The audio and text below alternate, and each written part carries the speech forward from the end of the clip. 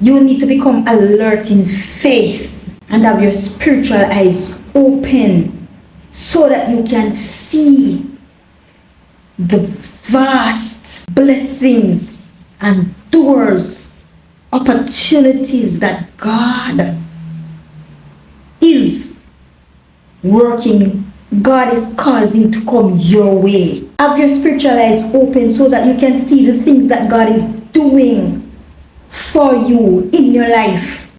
Know this, that God is working things out for you, for your good. Get ready for a new day, a new door of opportunity is coming your way. Ways are being made. You may not be able to see it with your natural eyes. Let your spiritual eyes be opened so you can see how God is breaking down the barriers and the walls, the chains. He's destroying every chains that has been holding you captive and held you bound for so long. God is destroying those, but He's opening up new doors for you. New ways He's making for you. New mercies you are receiving even now. New mercies. Receive the new mercies. Receive the new blessings. Receive the favors. Receive the hope. Receive the peace. Receive the joy. It is granted unto you even now. Sometimes we think we need to be doing all sorts of things. Occupy ourselves doing this, doing that, in order for us to reach success or to make it in life. Especially nowadays when everything is going haywire and the things seem to be falling apart. And you've seen or heard on social media that you need to be doing this to be earning and to be building wealth, or you need to be doing that to be successful, and everybody telling you to do this and to do that. And I'm not saying that they are wrong, but what I'm saying, you need to know what God tells you to do, and you need to rest securely on His promises. All these things that we see on social media, sometimes it gets people jittery and fearful. It gets people anxious, especially when they see other people thriving, other people becoming successful, doing other things, and people are just showing that they are making it, and they are making it, and some of them are not going the illegal route. They are truly making it right, the right way. Some persons making it big on TikTok, some persons making it big on Instagram, some persons making it big on YouTube, some persons making it big doing digital marketing, some persons making it big doing all other things, affiliate marketing and other things, and they're legally achieving these things, and you out there seeing these things and you're wondering, when will it be your time and what you need to do and all of that. My friend, there is nothing wrong with trying to do things, because even in Ecclesiastes it tells you to do 7 things or 8 things, because you don't know what will turn out for you, what will be beneficial or what will be prosperous. You don't know what will fail from what will be successful. But what I'm saying, one thing is needed for you to meet success, and that is dwelling in the secret place of the Most High, dwelling in the presence of God, abiding in God, yearning after God, applying the principles of God, the principles of the Bible in your life, living by the Word of God. And when you live by the Word of God, and faith comes alive in you, and you put faith to your work, God is going to bless it. God is going to prosper it. God is going to cause it to be successful. When you set your heart to seek after God, He's going to allow success to come your way. We've seen people becoming mentally unstable because they have lost so many things in their lives.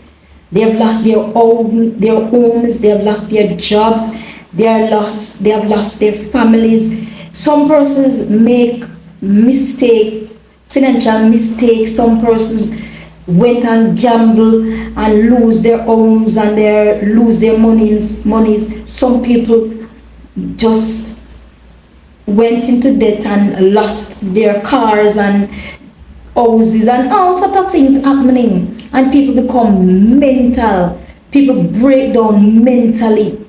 People committing suicide or people having suicidal thoughts. Some people become a nervous breakdown. Some people become so out of it, depressed, stressed out, anxious.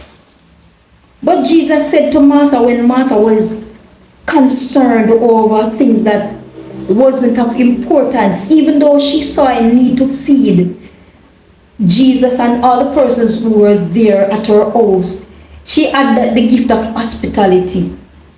So she was cumbered with all of the work, and Mary wanted life. Mary wanted the word of life, and she knew that Jesus had it, so Mary went seeking after that. So she sat at Jesus' feet. And Martha was upset because Mary found peace listening to Jesus. Martha wasn't at peace. She was cumbered and troubled. So Martha went to Jesus and said, Jesus, don't you care that Mary left me with all the work? Jesus said, Martha, Martha, Martha, you are careful over so many things that you don't need to be careful over. But Mary has chosen the better part. One thing you need, Martha. One thing is needed and necessary. And Mary has chosen that part.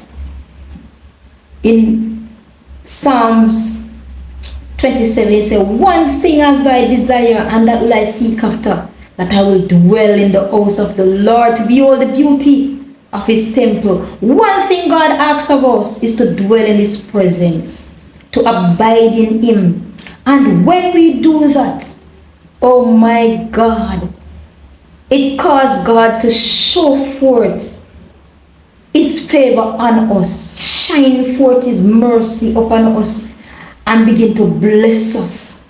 Begin to open up the windows of heaven and pour out blessing. You begin to see success in your life, prosperity, joy and peace and happiness. And you wonder how comes, because you know you didn't do anything much.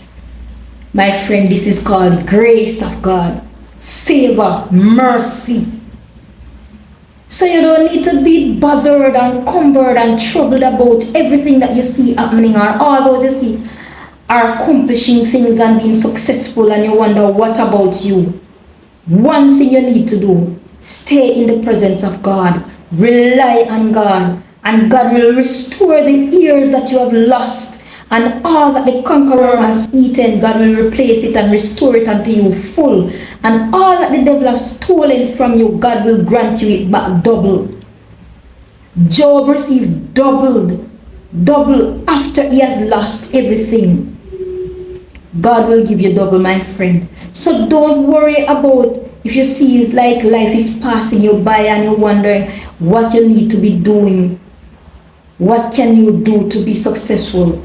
Sit in the presence of the Lord. And I'm not saying that you don't need to work or do any business that comes to your mind that you think that you feel that you are led by God to do. I'm not saying not to do it.